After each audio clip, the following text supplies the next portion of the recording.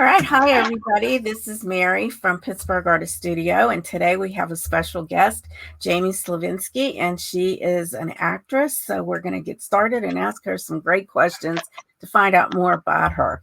So you basically are in the Pittsburgh area, right? Or, you do your acting or do you travel?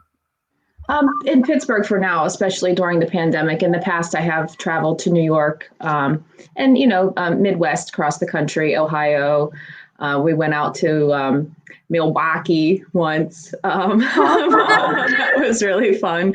I'd never been to that part of the country before for an audition. So Nice. I remember when we got off of the airplane and into the airport, and over the loudspeaker it was like, "Welcome to Milwaukee." And my mom and I were like, "Oh my goodness, Pittsburgh, we have this our crazy Pittsburghese dialect," but I had never really heard that one in real life, live and in the flesh. So but mostly based in Pittsburgh. Okay. Well, can you tell us a little bit about your background and how you got into the acting? Yeah, it's kind of weird because as a kid, I was really, really awkward, super awkward, super dorky, nerdy, really nerdy.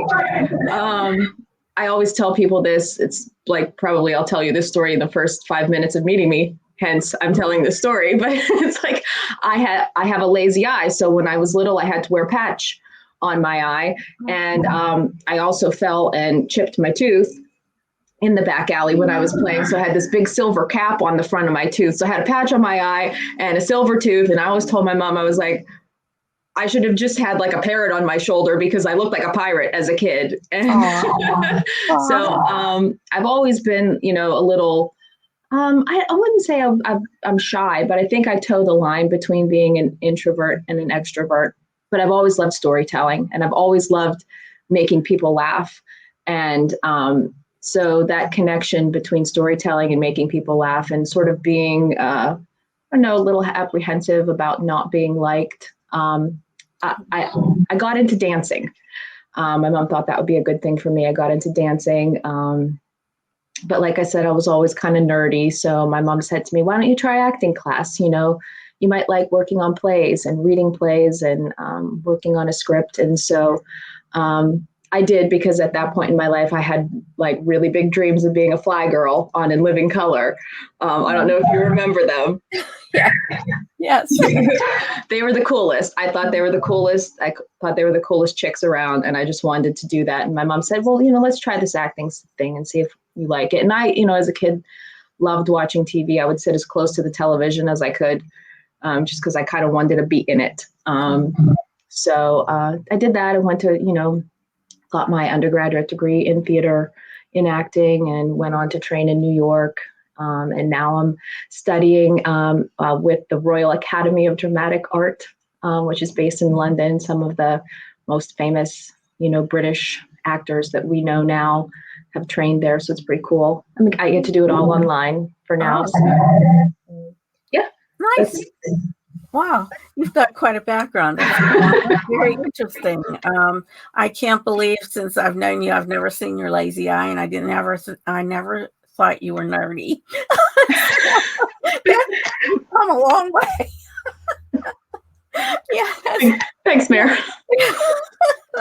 It's my party trick. I only pull it out at parties. It's like Terminator eye. Oh no. Well, I guess you have a little fun with that then. Always got to have fun, no matter what. That's right.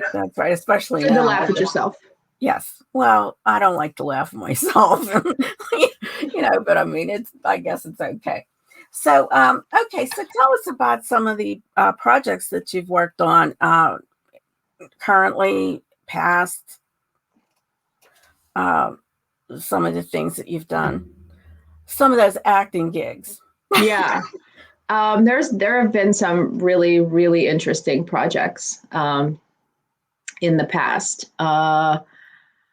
Let's see, which one? I could tell you, well, the one, I had a really nice experience working in New York City, in a little theater on Broadway. Wasn't a Broadway theater, but it was a little theater on Broadway. So it was kind of a janky little theater, actually. But I did get to do a nice play up there called The Man in the Window, which was about the first female engineer, Emily Roebling, who was a part of the Roebling family who built the Brooklyn Bridge. So after her father and her husband both were unable to complete the project due to death, she took on the project and finished it and completed it. So that was a really cool woman to get to know. All of the research that goes into figuring out these characters. That was super cool experience. I played a woman without arms once. Oh my goodness. Yeah. How did that go? Well, that was that was challenging, and also very very humbling, because you have to get into that mindset and put yourself in the shoes of that person and understand the unique challenges that they face. And it opens your eyes and it opens your heart, and it makes you see the world in a different way. There was a play, it was called Swamp Baby, and it was done here in Pittsburgh, in an old warehouse, like an old, I think it might have even been an old brewery. It was the brew house. Yeah, an old brew house on the south side that was converted into a theater. And someone who originally had the part wasn't able to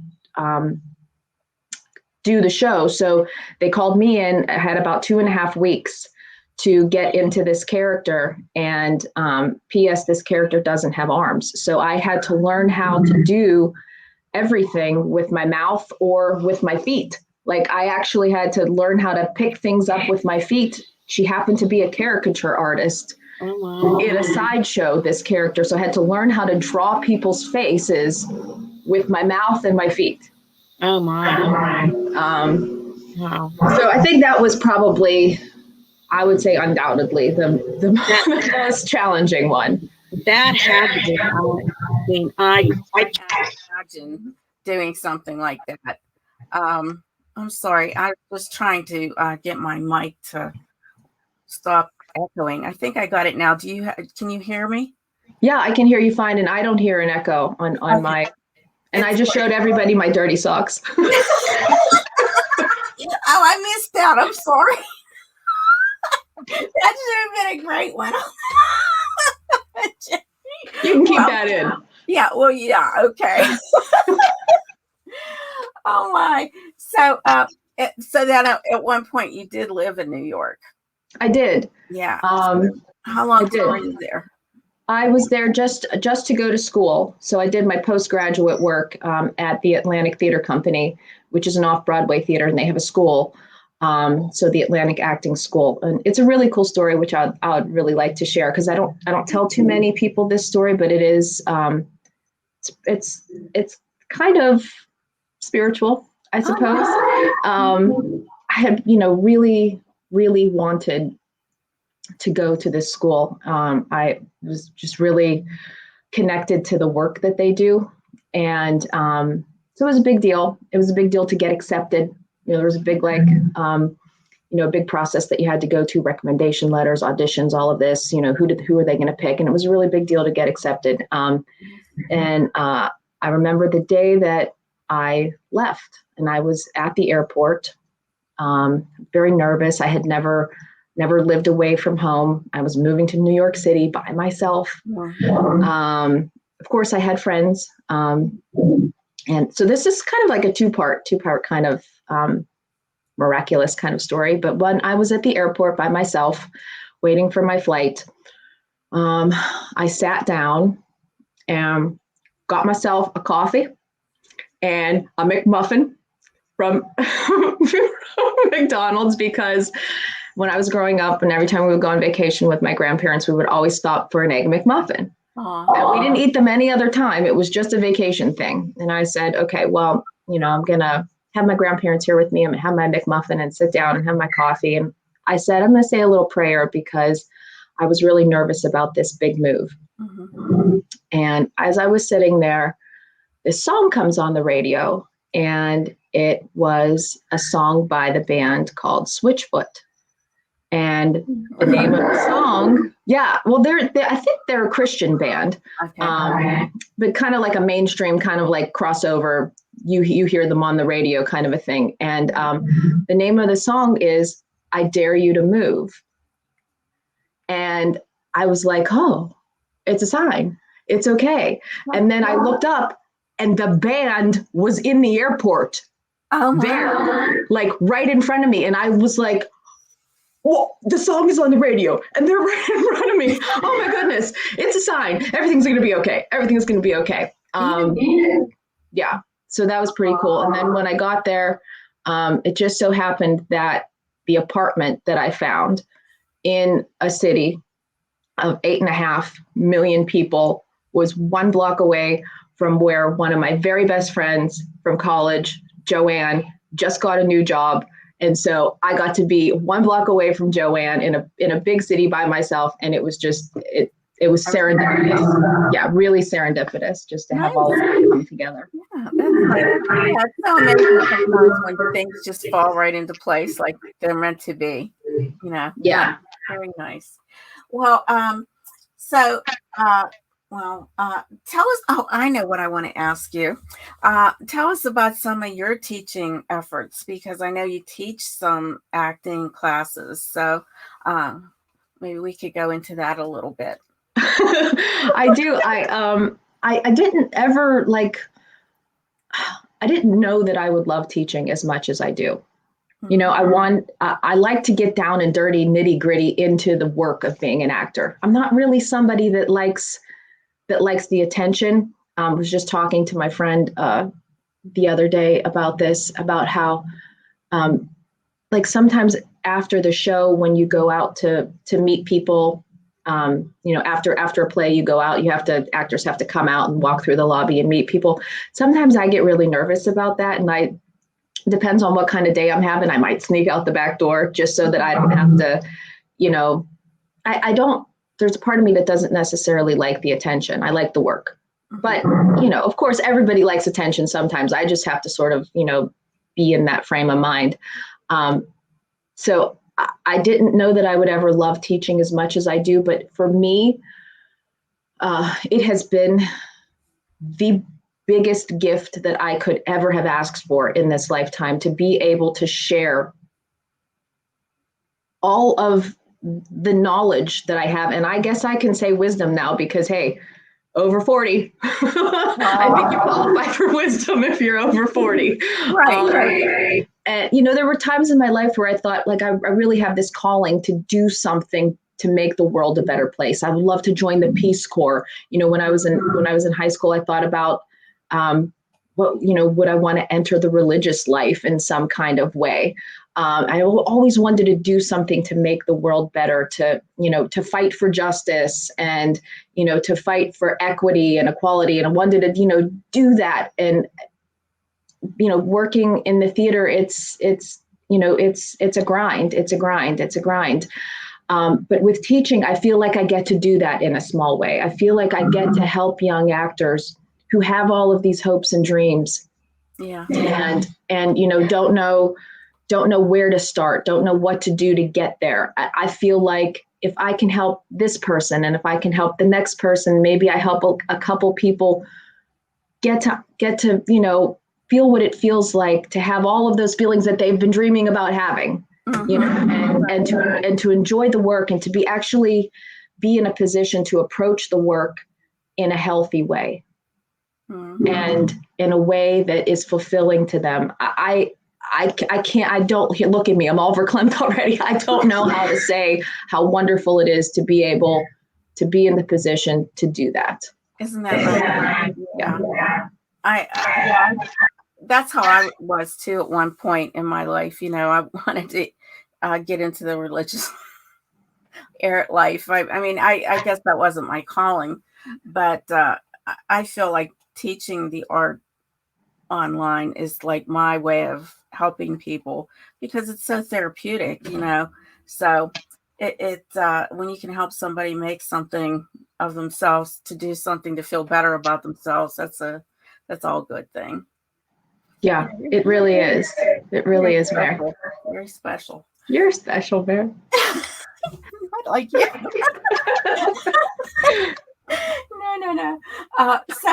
Well, I know with the pandemic, everything had to be on hold. So you're slowly getting back into the scene, or is it still like trying to get back into it after this horrible year we've had? Yeah, slowly but surely. Things are starting to open up again. And it's funny when you think about all of this, all of the trials and that we've all gone through this past year. All of the changes and challenges, unique challenges that we've had. And the thing that I keep coming back to about it is that in these times of chaos, in these times of confusion, in these times of isolation, who do we turn to? But we turn to artists. Mm-hmm. We want, we need good storytelling. We need good, beautiful art to inspire us. We need music. Mm-hmm. We need music to carry us through, in the times when you might just need to escape. You might just need to escape with your favorite song, or you might need to escape with your favorite television show, or then you might, have a song that makes you really introspective and it really makes you look into yourself and look deeper into what it means to be human, and, look into the eyes of your neighbor. Storytelling helps us to understand our neighbors better and to develop empathy. So I think that a lot, I speak for myself, but this has been a really transformative time, a really galvanizing time to be an artist through this pandemic. And so now that it's all starting to, like spring has sprung, it's blossoming. There's opportunity again. It really feels like, like a caterpillar coming out, and it's time for all the butterflies. And there is, the film industry is opening up. There's a lot of, COVID protocols that are being followed on set. So that's happening. I was up till 4:00 in the morning last night filming an audition. Oh, wow. For a feature film in Cleveland. And theaters are starting to open up around the city.